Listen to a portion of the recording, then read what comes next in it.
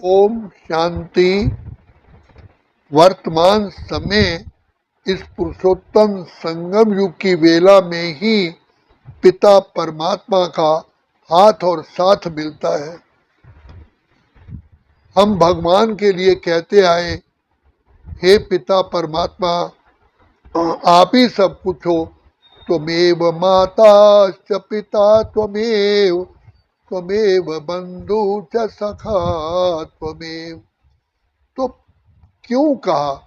क्योंकि परम पिता परमात्मा ही सबसे ऊंच से ऊंच है, सुख का सागर है, आनंद का सागर है।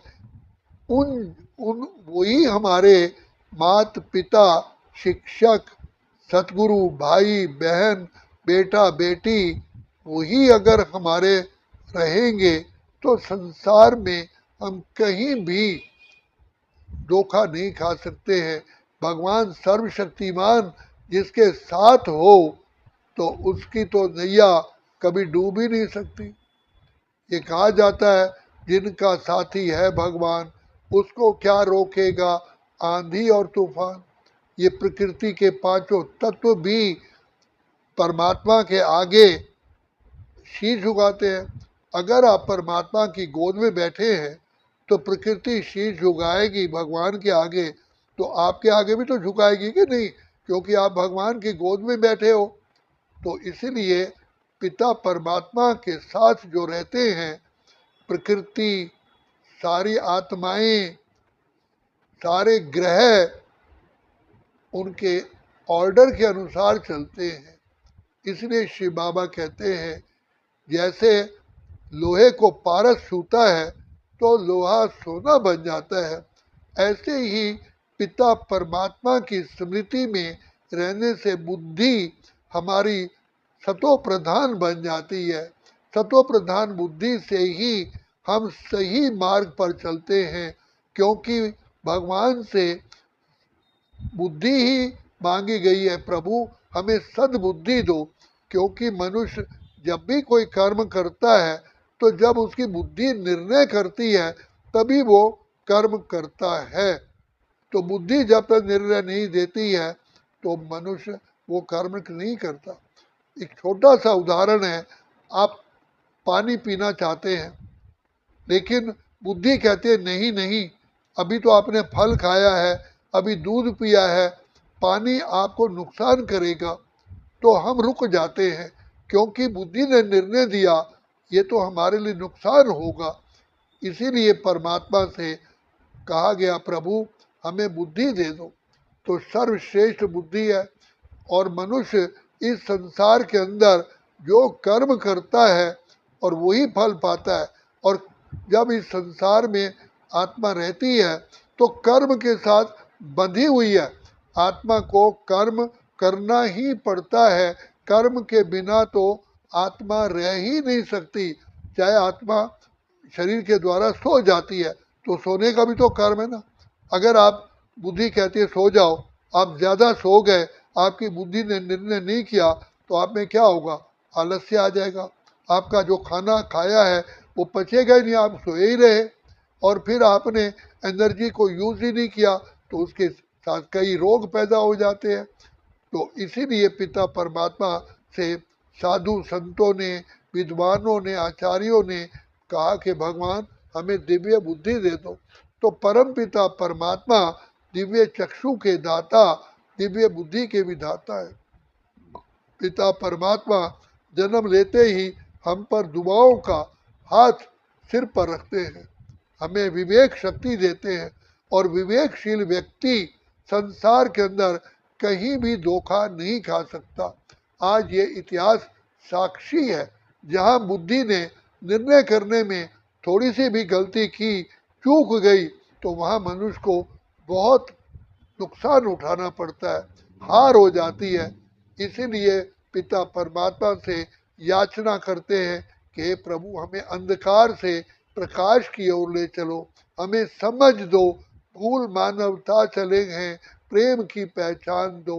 तो आत्मा आज वैसे भी कहा जाता है, knowledgeful is powerful, knowledgeful is successful. Knowledgeful is essential और नॉलेजफुल इज ब्लिसफुल। तो सबसे पहला नॉलेज है, बुद्धि है। तो बुद्धि जिसका जैसे संसार में किसी की आंख ही नहीं हो तो बेचारा क्या चल सकेगा, वो जगह जगह ठोकरे खाएगा, वो अधीर हो जाएगा, वो कहेगा मेरी जीवन ही मृत्यु के समान है। तो ये सबसे आत्मा का, जो आत्मा की आंख है वह है बुद्धि। तो परम पिता परमात्मा कहते हैं इस बुद्धि की तार मेरे साथ जोड़ो।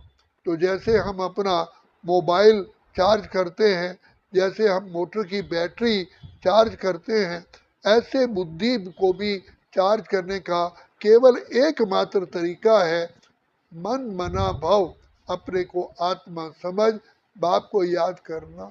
जब तक आत्मा नहीं समझेंगे, जैसे बिजली की तार में करंट लेने के लिए उसके ऊपर से रबड़ को हटाना अति अति आवश्यक है, जिसको इंसुलेशन कहते हैं। तो जब तक आप रबड़ नहीं हटाएंगे तो क्या उस तार में करंट जाएगा?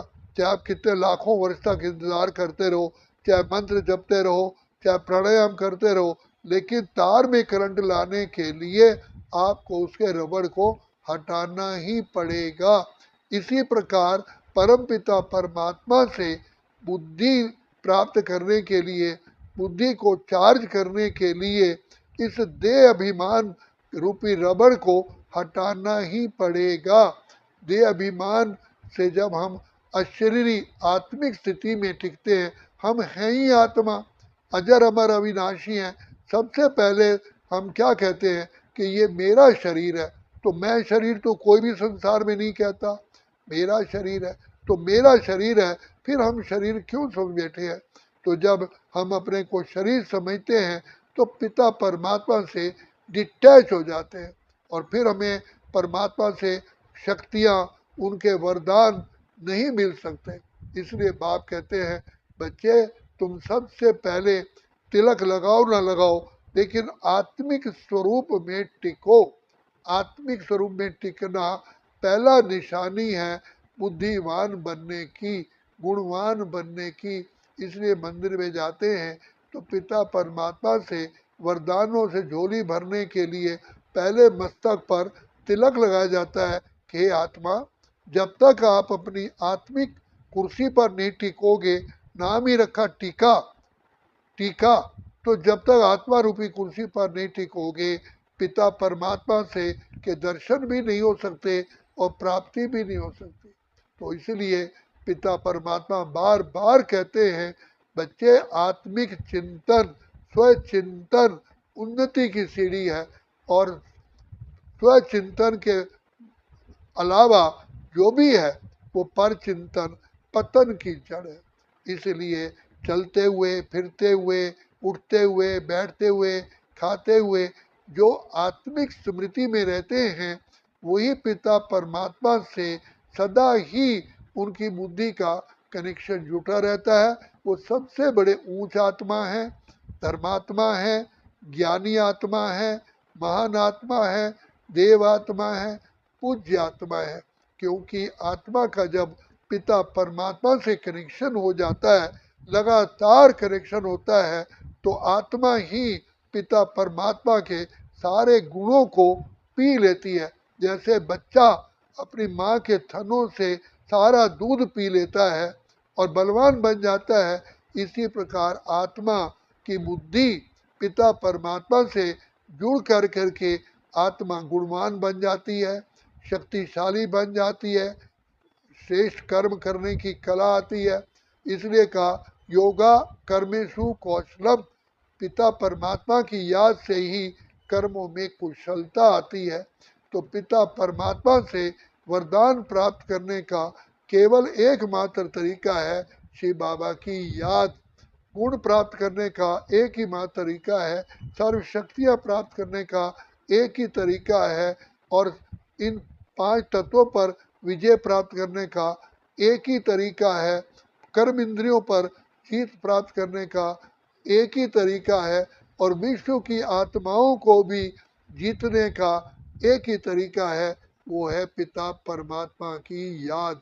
इसलिए कहा सिमर सिमर सुख पाओ, कल क्लेश मिटे सब तन के।